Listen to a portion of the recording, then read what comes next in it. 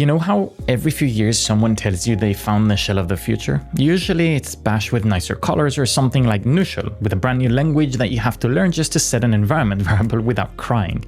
I'm still a Nushell user, but one that questions his faith. We'll talk about that. Well, Xonsh is different because the pitch sounds almost too obvious. What if your shell was just Python? Not Python-like, not inspired by Python, actual Python, sitting next to ls, cd, pipes, redirect, aliases, and vars. And if you've been following this channel, again, you know I'm a big Nushell user. Nu gave me that beautiful everything is a data moment. ls becomes a table, JSON becomes object. I stop hating YAML for 5 minutes when I work with it.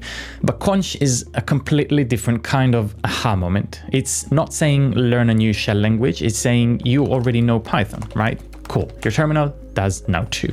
So instead of duct taping bash, python, jq, sed, and awk, you get one place where shell commands and real programming languages features live side by side, which sounds amazing. Also slightly dangerous and confusing at times. So today I want to see if Xonsh is actually useful or it's just the most nerd sniping shell idea ever created. And if by the end of this video you won't be sure, I have a solution for that as well. Let's get into it.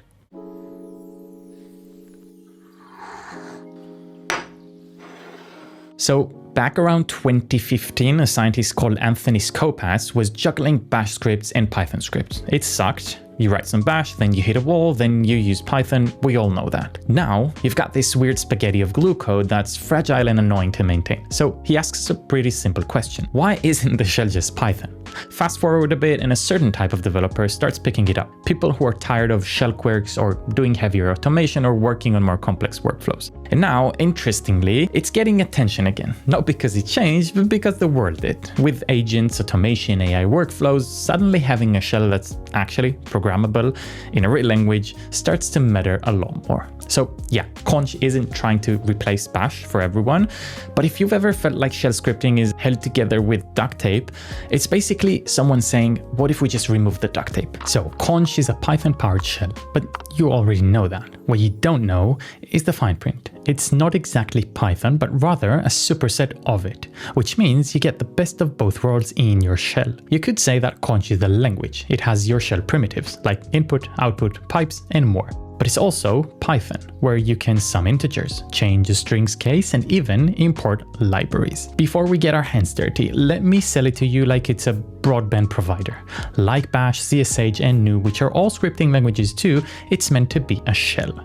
This is an important one because it's the premise of something like Xonsh. I don't know if Python is your favorite or it's just a nice childhood memory. Regardless, I know I've written thousands of lines of Bash in my past, mostly thinking, damn, I wish it could be more like Python, but then went back to running Bash on servers and realizing Bash is all I can rely on. Xonsh aims to relieve you from that. Enjoy a Python-powered shell that can have the cake and eat it too.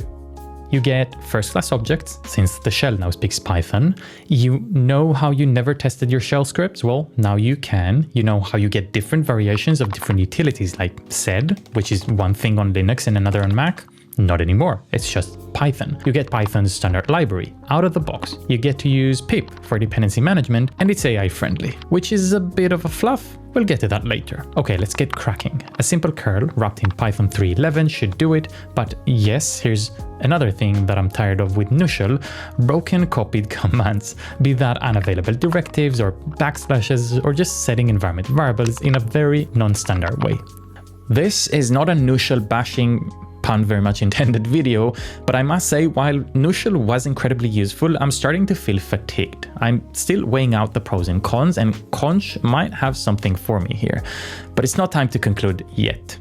So moving off to Bash just to install Xonsh. A few seconds later, fire up the binary, and there we are. Welcome to Xonsh. While it doesn't look like much, this is going to be fun. First off, check out the nice surprise waiting for us with web configuration and a tutorial that's basically a link to the official docs. The config, however, is a sweet little local application allowing you to pick themes which, surprisingly enough, don't have Capuchin in them. You can also pick a shell prompt, which we're replacing anyway, so just wait a few seconds. Under the hood, you may or may not be surprised to find a proper REST API serving options, but also taking changes in, which is cool, writing them to your RC file. Check this out: 1 + 1, integers summed, but more importantly, syntax with highlighting for Python in the shell.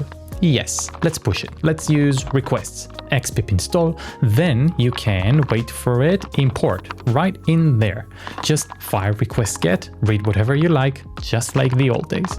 Logical statements, colored beautifully, and also just work. Sure, you can loop, and while the indentation didn't work properly earlier, starting from a clear shell, we can now define a function which the shell recognizes and tabs me forward on its own for the code to be written properly.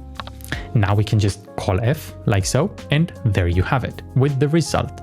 But remember, Xonsh is not Python only. Bash primitives live side by side to it, so your echo, cd home, and working directory all are present. Same goes for output streams and reading files.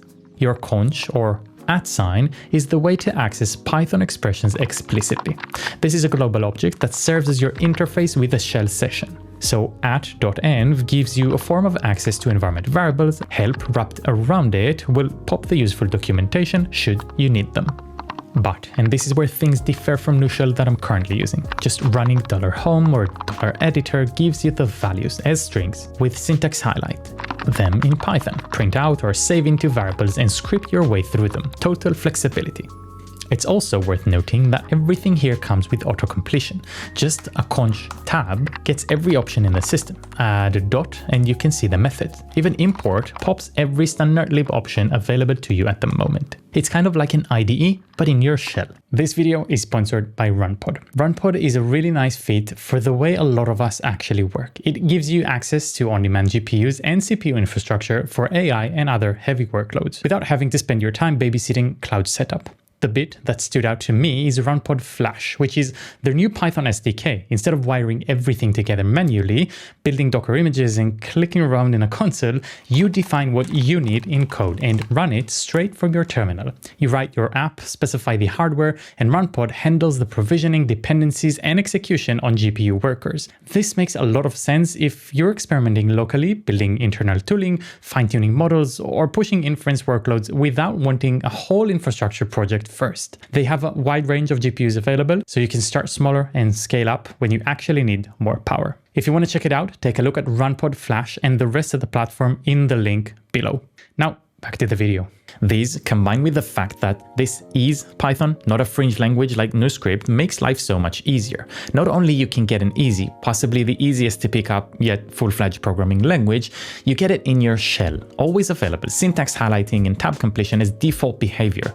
This is scripting heaven, and say what you want, no other shell gives you that. Some other simple yet critical concepts are available. It's not only about storing them, but concatenating strings, and finally, a shell interpreter that knows the difference between int and a string. When you can access objects through that interpreter's global object like env, you get it parsed in its own object. Look at the comma separators and how everything is wrapped within closing pairs. This allows a world of options, like confirming my editor is in the end with Python, or do you know how updating your path is always delicate bash work? Well, just use Python's append, job's done. You can also insert and pick specific placement index too. Now, here's where things get a bit tricky and confusing at times. ls, while a known Unix command, can also be a key of a variable storing value.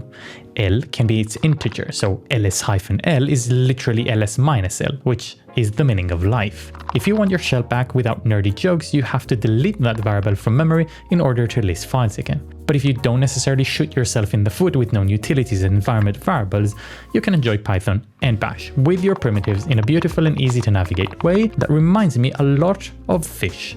More about Fish in a different video on the channel. Yet another trick that you can use when having both shell primitives and Python together is, let's take that ls-l output and save it into memory. Then we can manipulate the output using uppercase, for example. If you switch the $sign to exclamation mark, you get information about the command and its result, like a return code, a process ID, stdout or stderr streams. You can wrap any shell command in the syntax and work out all the metadata it has, even aliases and timestamps when they're taken. Now, you're not only limited to cool conch concatenations and math expressions. Since conch signs triggers the interpreter on what's enclosed, you can provide an array of commands elements, which will be parsed and run for you. But do note, if you just give it a string, it will not be split for you. Okay, now these were mostly either here or there when it comes to pure Python syntax versus Bash. But take a look at this one. A file called exists. We ls exist, it's there. ls exists and ls doesn't still processes the left part of the statement, adhering to the Python interpreter rules. And only then the left side, which obviously fails. Switching sides will only fail, and we can always test the opposite logic with OR statements. This can be super convenient to use. It is actually a known pattern from Bash as well. Instead of going further into Python syntax and use cases in your command line, I think it's better we start talking about usability. You know, actual envars, aliases, callable little functions. Aliases can be accessed in many ways, but the easiest I found is using their array. It's just there as an object. You hit aliases and you get a long conch.aliases object. This is parsable and color-coded. What a fantastic way to view your keys. And yes, setting them is just the same as inserting an element to the object. Next time you run the alias, your shell knows it. It's like living in a Python app that you're slowly creating. And while we're in a Python app, we might as well use everything it has, like a multi-line setup of multiple aliases in the same object. You know what else code can do? That's right, declare and execute functions. So if box prints apple but also echoes banana, which can't work either in Bash nor Python, conch sees that function, registers it, and if you call it, you can enjoy both. Of course, you can send it to the conch expression wrapper, then pipe it to your favorite grep and play around with all your Unix power. And to the Python deep divers, yes, anonymous lambda functions work just as well. We can have an alias call an unnamed function. To script conch in a file, use the XSH extension and conch is the interpreter, the shebang line on top. Once you do that, the mixed world of running ls and the Python printing lines is available to you. I remember the old DevOps days where I'd opt for Python because Bash became impossible for a task. Then I need Bash again, so I'd call a sub-process from my script just to run awk, which then left a zombie-style process, sometimes without a response at all. Where were you then, conch? Before we configure power init, let's take a quick look at the environment. $n will print the string from the value, and while the bash primitive export isn't part of conch, I don't feel like it's needed. Surely this isn't Nushel's $env.something, which annoys me to my core, and again, you can always run key in conch.env to verify its existence. Now, if you've ever written Python for more than a couple days, you remember Environ, Python's standard library for OS environment. Try to run it and it failed, so two things you have here. First, you can switch on the Environ updates by switching this flag to true. Then we can define another global var like URL. Next, import the OS, grab the URL, and what do you know? It's there. Now, conch has its own history of functions, but if you know anything about me, is that I love Atuin. Amongst pretty much all other options, Atuin supports conch, and this is all it takes. This is also a great place to talk about your RC file, conchrc. It's nothing special, to be honest, just your standard .conchrc with the settings we've added earlier through the web config panel. Before I set this up, let's talk about the weird execution command you're seeing here, execx. Like Python's eval, exec, etc., conch appends an x to these where you can run compilex, evalx, and execx. Essentially, it's a helper that lets you execute Python code from strings inside the current conch environment. Now, being honest here, this is where I'm starting to feel like I'm getting lost. I don't want to be confused by my shell. I do very much want to enjoy what it has to offer. So with that in mind, let's run our conchrc. Source it, hit up, and boom, Atuin with all my history. Fantastic. What about my prompt? Starship for the win, of course, and just like Atuin, it has a very small addition for you to get started. Adding to conchrc, and by the way, since I'm already running Starship, the config is present in the environment. Source the file, and damn, now I have no idea if that's Nushel or conch. Well, you can tell by doing things that Nushel won't let you.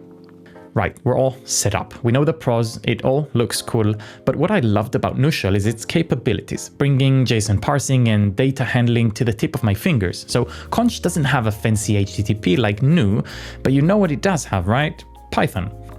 And if you don't want to import requests in line, you can just wrap curl in the bash result object and send it as a string to a Python variable.